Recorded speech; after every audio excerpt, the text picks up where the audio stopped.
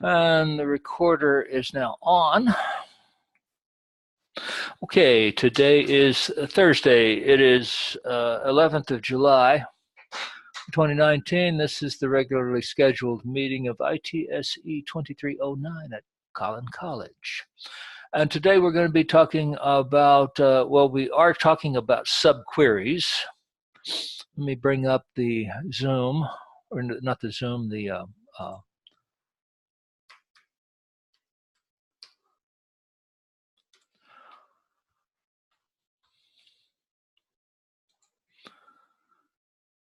bring up Canvas. Come on, log in.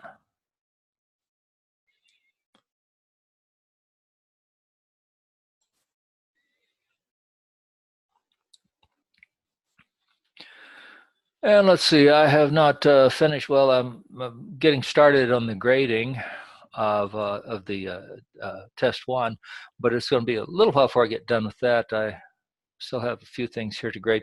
Mostly, let's see, I still have to grade the outer join assignment and test one. Look at the modules. Outer join assignment will be easy. The modules we are now in, let's see, we've done the select from where, we've done joining tables. So we looked at the table joins, test one. And we saw data aggregation, which was the minimum and the maximum, and including in that is group by. And then we're talking, now we are in module 8, and we are talking about the subqueries. And so we talked about the subquery syntax. I introduced you to subqueries, where you essentially put two queries together. Remember that the output of a query is a table. So I have an inner query and an outer query. Now let me bring up this one. An inner query, outer query, and the inner query, like this one, select vendor ID from invoices. So the outer validates the stuff against the inner query. Now I cannot select something out of the inner query. I can't see the inner query in the outer query. On the other hand, I can, well, so if I were to rename it, I would be able to see it. So I would be able to look outside. I would be able to see out here and select something from the vendors in this inner table, in this inner query, if I had it in the query. But I can't look out into from up here, I can't look down into this other query. So basically, I use a subquery, or a subquery becomes very appealing to me when everything that is from the output of the query all comes from one table. And I use the subquery only to validate the rows that I want to turn back. So for example, this one is select vendor name from vendors where the vendor ID is not in, select vendor ID from invoices, or I could have said where it's in. In this case, I would have had an inner join or an outer join would have done the same thing. Some people think it's more intuitive than a table join. I'll let you decide on that. You should be able to do either one, and it's particularly becomes true when everything comes from one table. When you are selecting stuff from two tables, and I want to see the pairs. I want to see vendor name paired with their invoice ID. I'm pretty much stuck with a table join there. I don't really have any choice. I don't have the option to go with a subquery because I wouldn't be able to, if I wanted the vendor name and the vendor, and the invoice ID. I really couldn't get that easily with a table join. Okay, now I'm going to go down to where we are. Okay, we are talking about correlated subqueries today, and that's kind of the big bear of it all. And I gave you I asked you to view this thing by Professor King. I do like Professor King's stuff. You get it from a different perspective. It's, he has a different approach than I do to teaching sometimes. But let's go over here and look at one of them. Here's my task then, is find the maximum invoice total for each vendor ID in the invoices table. Now I'm dealing with invoices. Well, right now I don't have to worry about that. This would be meat for just a plain old select from where I select the max. Group by vendor ID. I put the order by in there just so I could, when I was comparing it to something later, they would come in the same order. The only difference between writing the same query as a subselect is that, well, there'll be some differences actually, but the major difference is you probably won't see them all in the same order. So I put this order by in there so I could test it. And I think here I'm going, well, if I run this, I execute him, I get 34 rows. So I have, there are 34 vendor IDs, unique vendor IDs in there, and I have their maximum. Now I've got a lot more than that a lot more rows than that in the table, but a lot of them, the vendor IDs, are duplicates. Okay. There's questions on that. This is pretty straightforward. This comes from the previous chapter. So select this, and then we have a group by. So I have an aggregate function, and I have something that is not an aggregate function. Therefore, the thing that's not aggregated has to be grouped by, and I have to rename, I have to alias the aggregate function. If you want to name it X, that'll be fine. It just has to have a name. Now this one could be written as a correlated subquery, because anytime that we have this for each vendor ID, so find the maximum, find the minimum, find the average for each vendor ID in a table. This lends itself to a group by, but it also lends itself to a correlated subquery. Now it gets a little bit longer writing it as a correlated subquery, but essentially I'm going to select the vendor ID and the invoice total. Now the invoice total, I don't say the max invoice total, I just say vendor ID and the invoice total up here. From invoices, and in this case I must alias the invoices. I usually use the word outside on it because it is the outside query. So I must rename it. I'm going to name it I_outside, where the invoice total, this thing, I'm validating it against this subquery, is in, select the max invoice total, here from invoices as I inside. Now notice I have invoice. This is what makes it a correlated subquery. If it doesn't have this, it's not a correlated subquery. Notice that I have a table on the outside, and usually the same table. It doesn't have to be the same table, but they have to be somehow related. It's usually the same table, and one of them is named outside and one of them is named inside.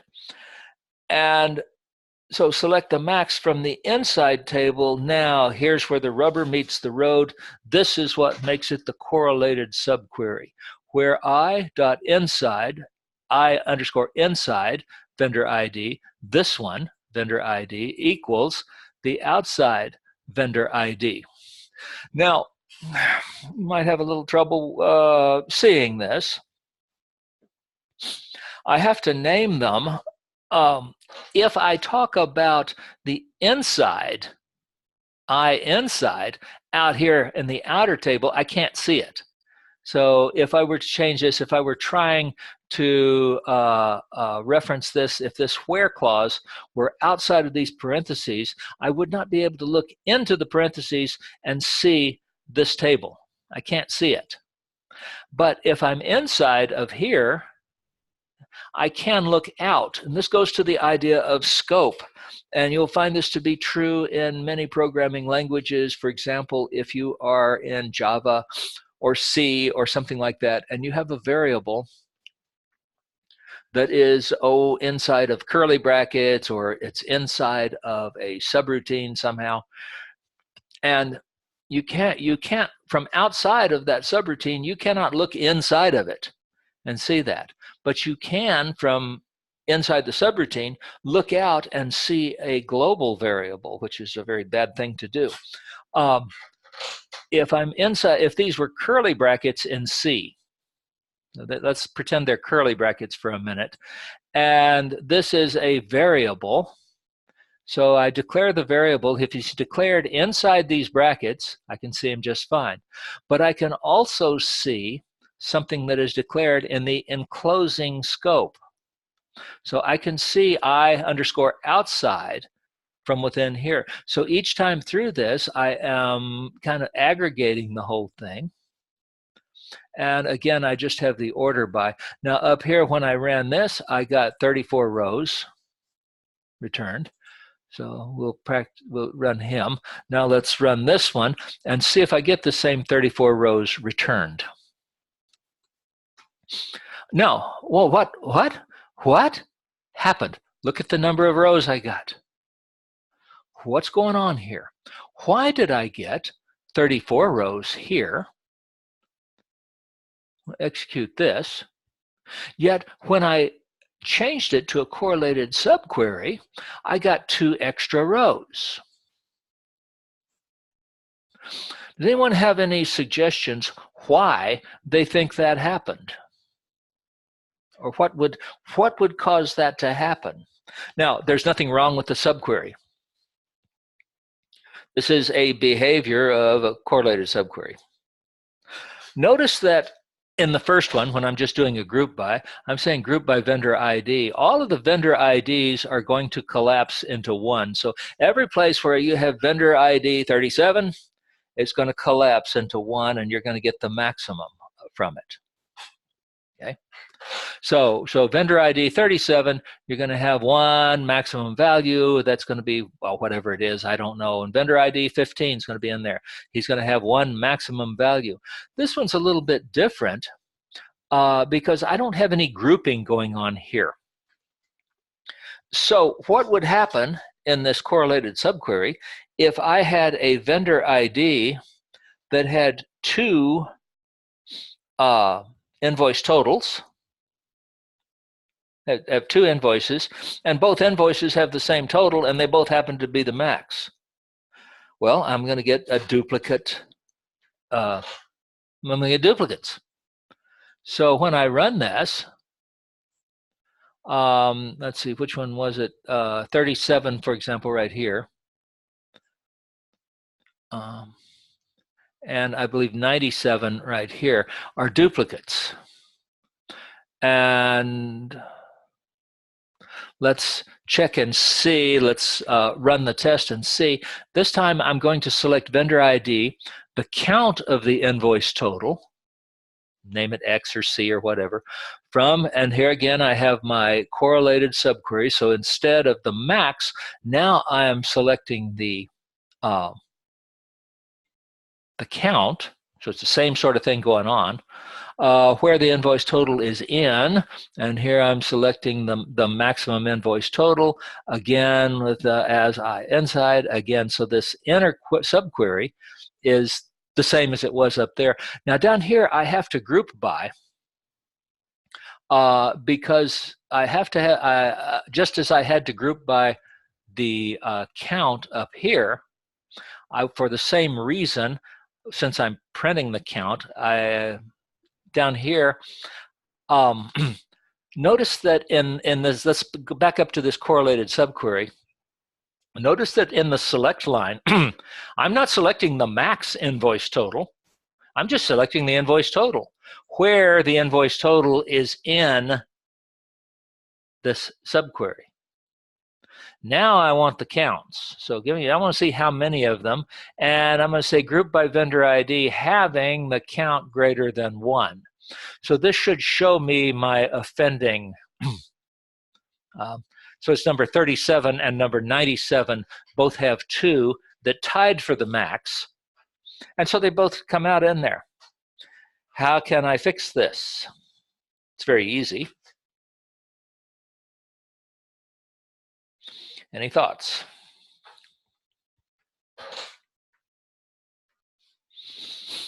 Anybody alive?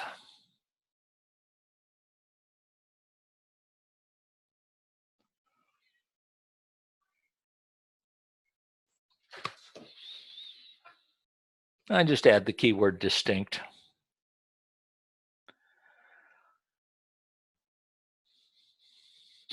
I could also have said group by vendor ID.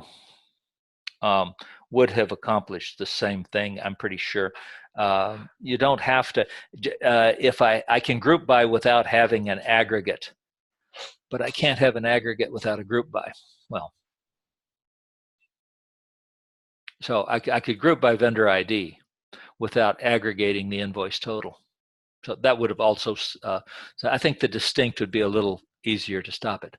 Now, look at some of the things about this. When we were talking about the non-correlated subqueries, and if I had one that wasn't, let's say I want to find the maximum. Let's just do a quick subquery here. I want the maximum max invoice total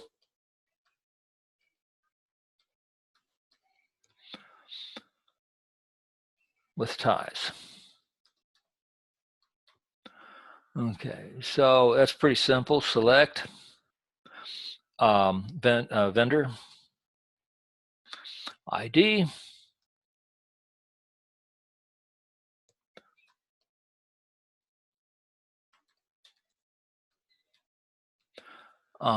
From invoices where, and this is one that is very good for a subquery. Anytime we have this, I want the invoice ID and the invoice total where they have the maximum invoice total with ties, where invoice total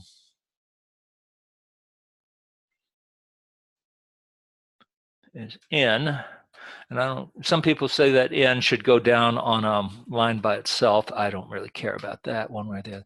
I usually indent inside of this. I open my parentheses and I indent inside, select max, max.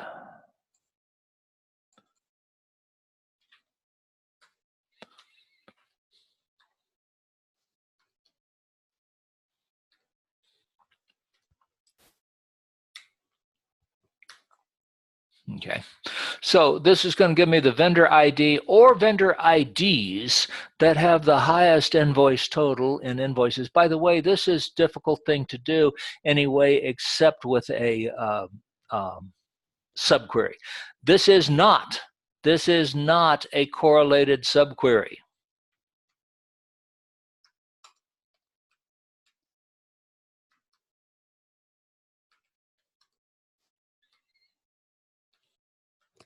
See, I hope I spelled correlated right. Correlated. Okay. This isn't one of those, but this guy will run. When I run him, boom, I get that vendor 110 has the highest invoice total, and the invoice total that he has there is $37,966.19. Now, if it's not a correlated subquery, it has this property that is kind of nice.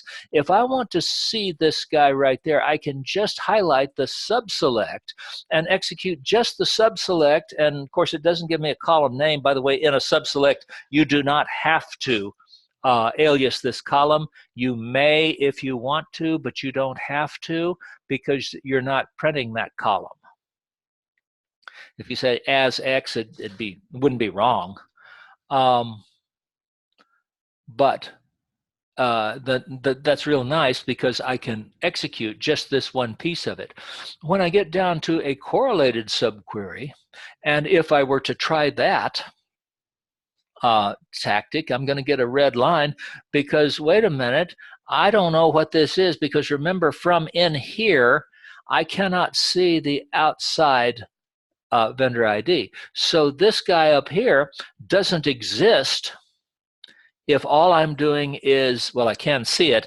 I can see it if I run it. If I run the whole query, I can see it outside of it. But he doesn't exist except in the outer query. So this in a correlated subquery, the subquery does not stand alone. Okay.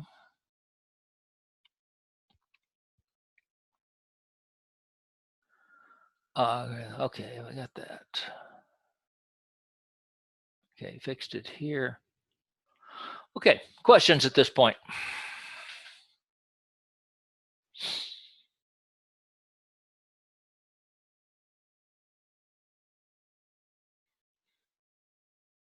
Pausing to give you time to think.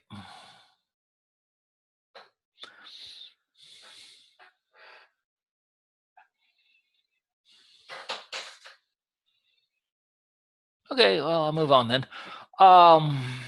D.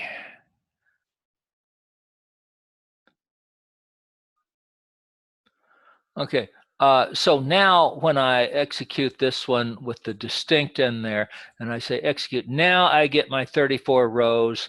And notice, let's see, what was it? Vendor ID 37 and 97. I'm only seeing one row from each of them. So sometimes I use the distinct in there. That's fine. Okay, let's add the vendor name. Well, what kind of, to this same query? I'm gonna stay with this one for a while. What's going to give us the problem in adding the vendor name? Oh, the vendor name isn't in the invoices table. Vendor name is over in the vendors table. So now what have I got? I've got vendor name and vendor ID, excuse me, vendor name and invoice total, and they come from two different tables. That does not lend itself to a subquery. If it's coming from two different tables, you're pretty much going to have to do a table join. Not everything can be written in. Anytime I'm in that situation, I probably won't consider a subquery. I'm going to use a subquery here, but most of the time I wouldn't. I'd try to get away from it. The other thing is, anytime I'm trying to find the maximum and I might have ties, I really want a subquery in that, because the subquery is, that's meat for the subquery. This one, select the vendor name, vendor ID, invoice total. Just doesn't lend itself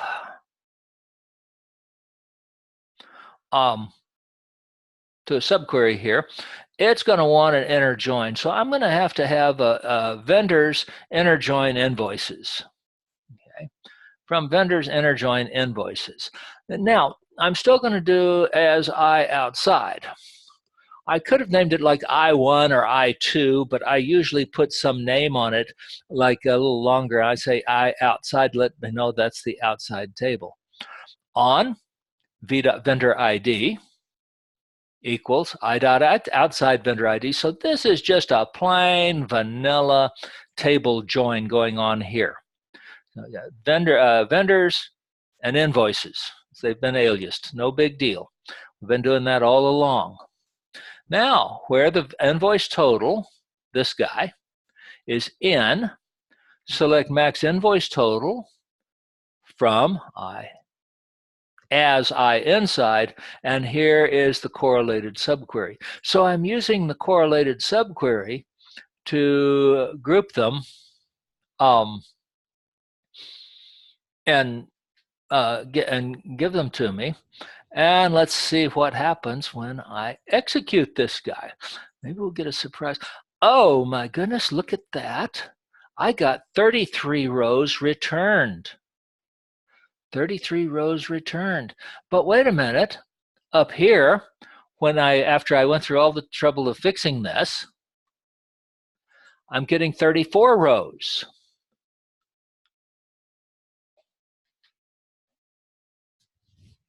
Why do I see 33 rows but a minute ago I got 34 rows returned. Anybody, what am I looking for here? What's probably the problem? You'll get a feel for these things and you'll start seeing that when something like that, something is wrong here. Just because, by the way, just because yours doesn't return exact same number that I said, I ran my solutions on the quite a long time ago, and I put down that I got 33 rows. I don't always get 33 rows, and that doesn't mean I'd get them today. I guess I need to go back through that thing and make sure that that's all up to date. What's probably wrong here? I'm getting 1 row fewer. What am I doing differently, logic-wise? In this subquery beginning on line 82, this subquery, I'm doing something different here that I wasn't doing up here in this one from line 70. There was something different. What did I add to that? You can unmute.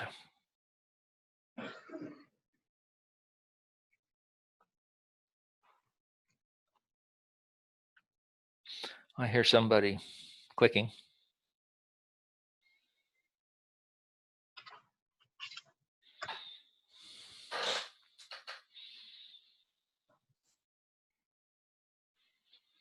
Go ahead, Mr. Yu. You've unmuted. Do you have something to say?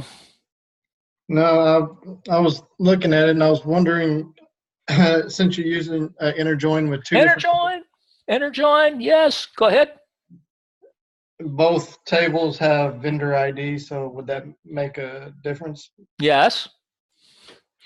So what's probably wrong? I mean, I've added an inner join, and one of them, one record, it could have been more than one, but it's just one in this case, dropped out of sight. But when I just had the single table, I'm seeing it. As soon as I put the inner join in there, I'm not seeing it any longer. Huh? I don't know if it has anything to do with both tables having vendor IDs. It does. Okay. So would you need to specify which table you're identifying the vendor ID from? No, that's really not going to help us here because there's nothing wrong with that SQL code, by the way. It's returning what it is.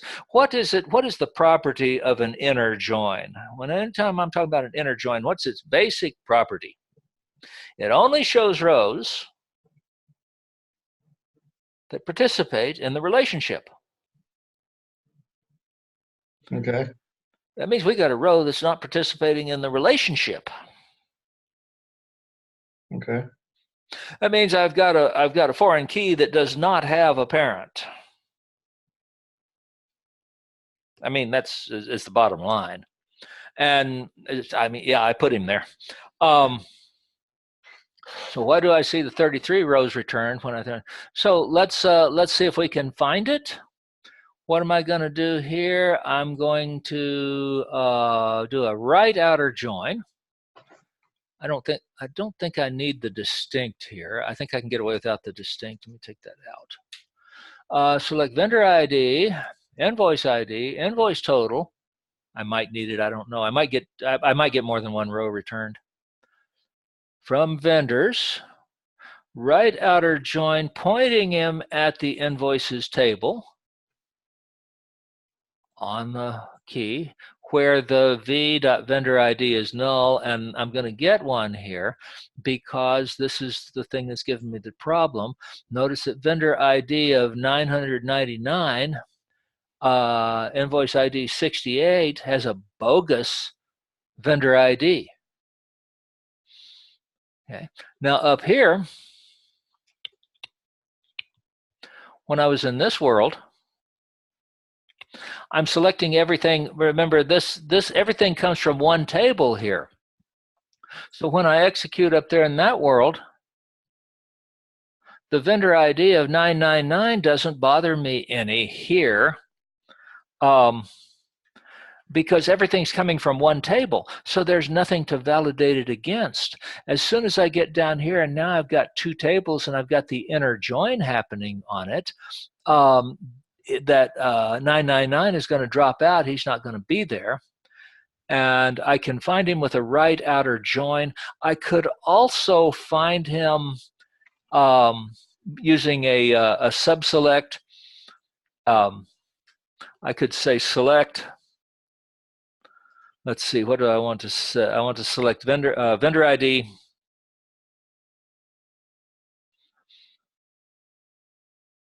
From vendors.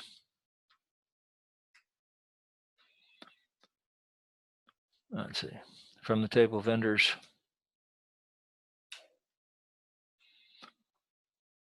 No, I didn't capitalize that, did I? Where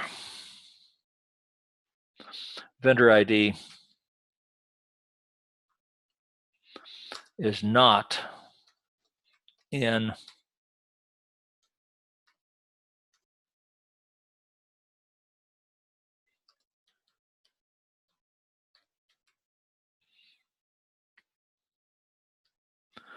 from invoices. So I've got several ways that I can approach this idea. And so this will give me the same thing. Now, notice that this up here, I wanted to get the invoice ID also and the invoice total. If I change it just a little bit to where I'm willing just to take the stuff from one table, it makes it's kind of meat for a subselect. So anytime I like subselects when everything comes from one table. So I just kind of changed what I wanted a little bit, but that'll bring, that gives me everything, doesn't it?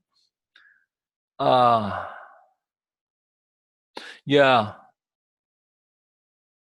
Select vendor ID from, I've got it backwards there, from invoices. And this one is vendors. I had my inner join pointed in the wrong direction there. So now I should just get the single one, 999. So at least now I know which one is the offending one. So a subselect can work just like an outer join works also. Let's see. I noticed some people have some misunderstanding about blank lines. I'm going to talk just briefly about that. This is something different. Well, blank lines are okay outside of a query. Blank lines are fine. You have as many as you want in between them. Where we really don't like a blank line is inside of the query, between the select from, between the from and the right outer join. I prefer not to have a blank line there. The reason that we don't have blank lines inside of a query is because some platforms will get the hiccups if you do. So typically, if you want to skip a line, let's say I want to space it out a little bit, just put a dash on the line and it'll solve that problem. If you just leave it empty, some platform, Oracle, for example, will stop evaluating right there. So it's just a good habit to get into. Don't put spaces in there. Let's see, what did I do here? And now for another one, this is just a different example. Select invoice ID, the minimum invoice line item amount. Okay. From invoice ID, group by invoice ID, as we must because I have a minimum there. So here I have a little query. And this for each invoice ID, what is the minimum line item amount? So an invoice is comprised of numerous line item amounts, and each line item amount, so it'll be, you ordered paper clips for 50 cents and elephants for $10,000 a piece, and a box of shoe polish, I don't know. So you'd have three invoice line items there. And I'm asking, what is the minimum line item amount for each invoice ID. So I'm grouping it. I'm getting it from the invoice line item amount and how much did that line item cost from invoice line items, another table here that we're looking at now, grouped by the invoice ID, order by A. It is perfectly acceptable to order by. Remember the ordering of these lines. What gets done first? First thing that happens is the from, then the where, then the select, then the order by. So if I create an alias on the select line, I can use that alias on the order by line, but I cannot use that alias anyplace else. For example, in the where line, let's see what we had, a balance due. So that gave people fits on balance due. So they would create the alias balance due up on the select line and then say, why can't I use it on the where line? Well, I'd kind of like to know that myself. Seems to me that would be a nice thing to be able to do. And the fact of the matter is that there is a way to do it, but you have to create a variable, put it into a variable, and now use that variable on the where line. It can be done. It's not. I'm not going to go into it today. But this guy right here, I have a. So these are the minimum line item amounts. This is meat, as we can see, for a subquery because everything comes from one single table, and that is the invoice line items table. So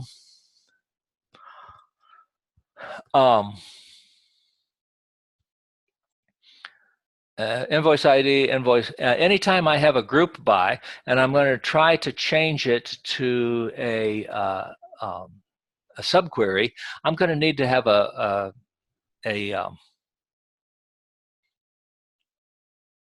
going to need to have a correlated subquery. I was trying to figure out what I was doing here. Invoice line items from as I outside, where invoice line item amount is in. Here's the subquery. Select the minimum from invoice line items as I in, where I underscore out invoice ID, I underscore in invoice ID. And I was looking at this guy right here. I had to think about that for a minute. Look there, I have an extra blank line in that one.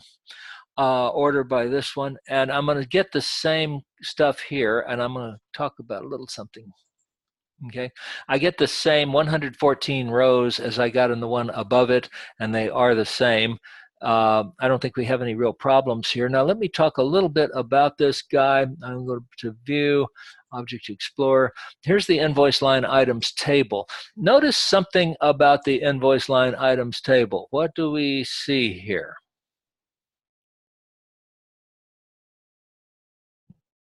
Well, you got two primary keys? Yeah, well, it's not two primary keys. I have two fields that are the primary key, but I know what you're trying to say. There's only one primary key, and that primary key is comprised of two fields. All right, I would rather eat a bug than have that. So I would do something about that. We're going to talk about that in all of its gory detail. And it's just this is just going to really give us problems. If I went into this table and looked at it, let me go ahead and do that. I'm going to go in there and let's look at the top 200 rows. Notice that the invoice ID goes 1, 2, 3, 4, 5, 6, 7, 8, 9, 10, 20, 30, and so on. It just counts. And then the invoice sequence, well, it goes 1. So 1, 1, 2, 1, 3, 1, 4, 1, 5, 1, 9, 1, 11, 12. Oh, look, here's 12, 1, 12, 2, 12, 3. So invoice ID 12 has 1, 2, 3, 4, actually, invoice distinct lines. Boy, if I were grading this schema, this setup, I would come away from this one with bloody hands. I would be Well, I'd have a few things to say about it, but this is for actually, I think they did it this way just to give us something to talk about. You know, what this idiot did. And then there's a couple of others, but notice all of these guys are just ones, except here where it is 1, 2, 3, 4, and I think there's a couple more down here. One more.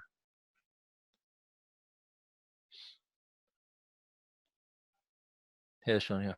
78 has 1 and 2.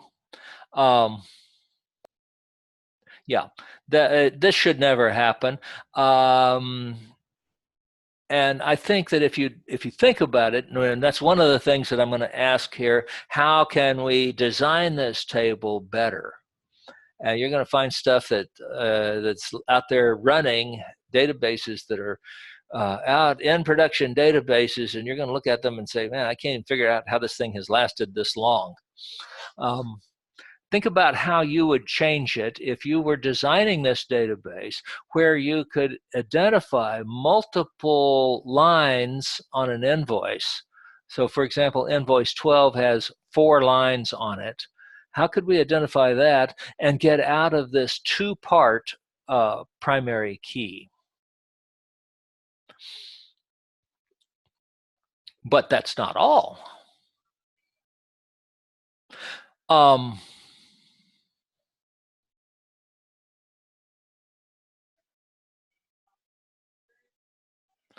Let's see, if I were to execute this, I get what? I get the 114 rows. I think everything's fine there. The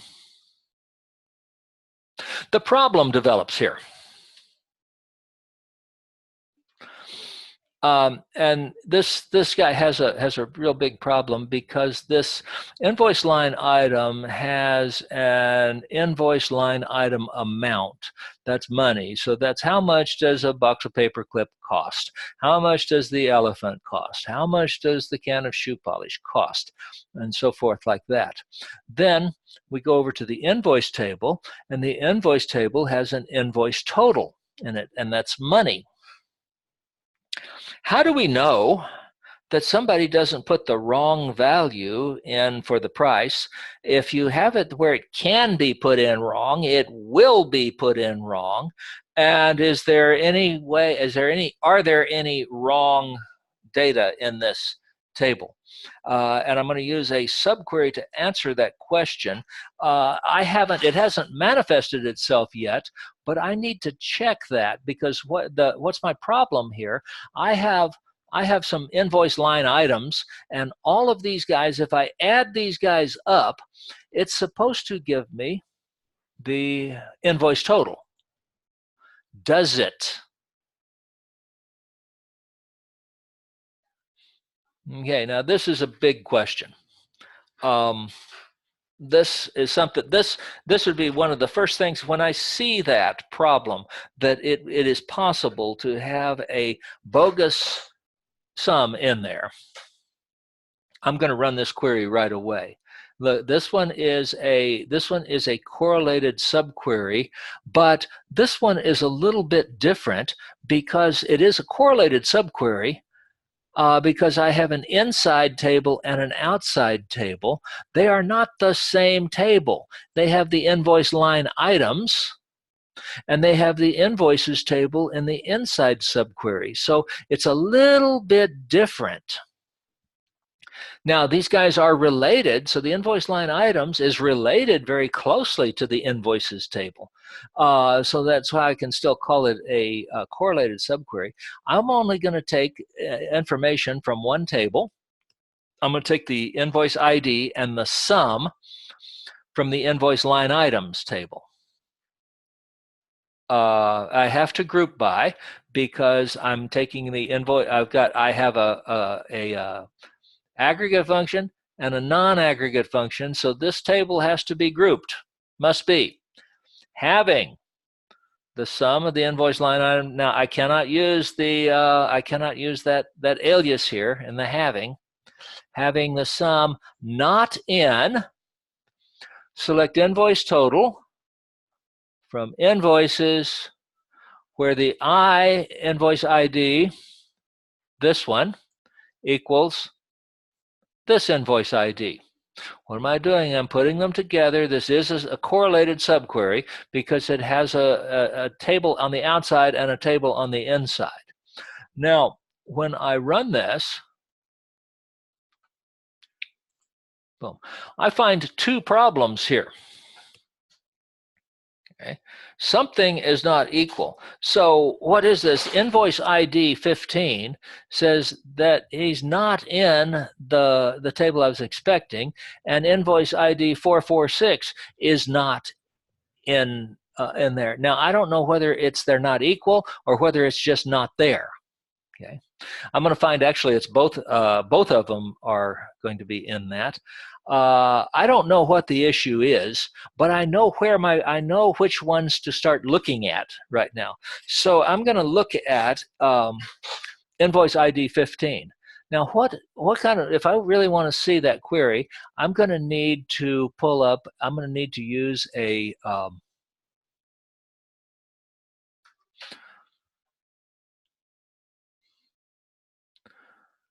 let's take a, okay, so in my invoice line items table, invoice ID 15 is $856.92. In the invoices table, okay, you gotta be careful you don't select something extra. In the invoices table, it's $856.93. I'm a penny off. It matters. If it can be off, if it can be a penny off, it can be $1 million off. So we've got to get that fixed. The other one is invoice ID is 446. I'll just take a look at him. So I'm going to go to invoices and take a look at 446 because I know he's a problem too.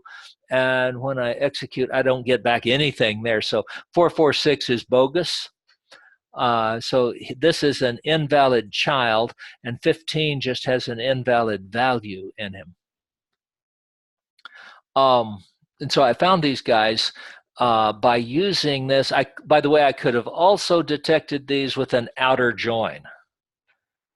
So I could have done an outer join and detected 446 easily. An outer join would not have caught invoice number 15. So this would be the way you'd catch that bogus amount. And by the time we get done with this class, we're going to figure out a way that I can fix it, and we're going to redesign this table, this invoice line items table, and get rid of that problem. And questions? Well, that brings us to the end of correlated subqueries, or at least I think I have one of them in the exercises. Look briefly at what we've got next. Let's see. So Dr. King has a very good discussion of it.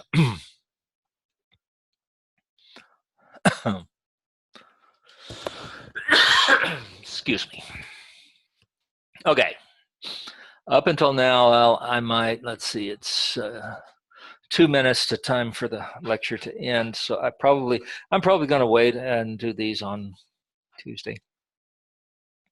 A derived table. Up until now, when we have been doing subqueries, the subqueries have all been on the have all been in the where clause, where something is. So select something from a table where that something is in, open parentheses, select something from another table, the same table or another table. So the subquery happens in the where clause. Okay, it doesn't have to happen in the where clause. You can have a subquery in the from clause. I'd like for you to take a look at this. It's not really that big of a deal, but I can select vendor name, MyMax. This is commonly used when I want to hide something Vendor name, MyMax. So let's see, vendor ID, vendor name, Max. I want to hide the vendor ID. I do not want the vendor ID in the output. So I'm going to push it down here. It is usually considered an error if you have too much information or extra information output by the query that was not asked for. So if I just want the vendor name and the maximum payment total for each vendor name, the payment total is in the vendors table. No, it's in the invoices table, excuse me. I'm going to have the vendor ID, because the vendor ID is what joins the vendors and the invoices. So I have to have the vendor ID in there. But I don't want the vendor ID in there. I could give you this, that would answer the question. So we want the vendor name, but we don't want, we don't know that the vendor name is unique.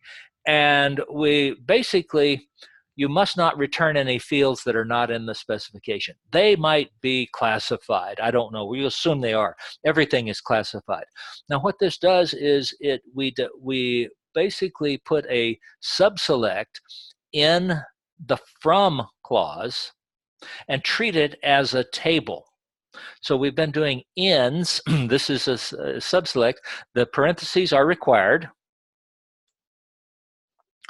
All fields that you, when we had a field in the subselect, when it was done in the where clause, we did not have to alias that. When we're doing it in the from clause, every field that we create, every field that we use in there must be aliased if it's a derived field. So if it's a field like this, it must get an alias. The vendor ID, so we select that from vendors, inner join here, and you must alias the subselect. So the table name here is D. I use D a lot. That means derived table to me. When I run this guy, I'm only going to see the vendor name. Query, we want the vendor name and the maximum payment total for each of him. So this is a group by. I could have done a subselect here, but I thought that would kind of detract from it.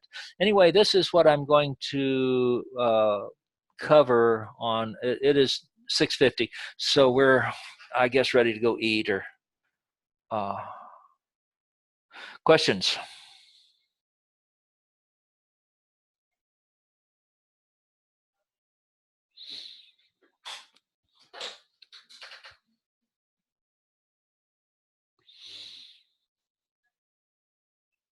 I'll unmute unless you stay. Some of you have muted yourself.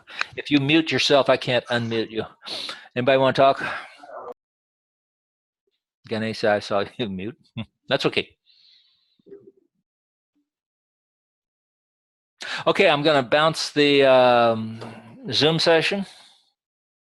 Meaning I'm going to disconnect it and reconnect again. Questions? Okay, I'm going to bounce and then I'm going to come back on. So if you have any questions for me, then I will be here and I can take them. Nobody's. Okay.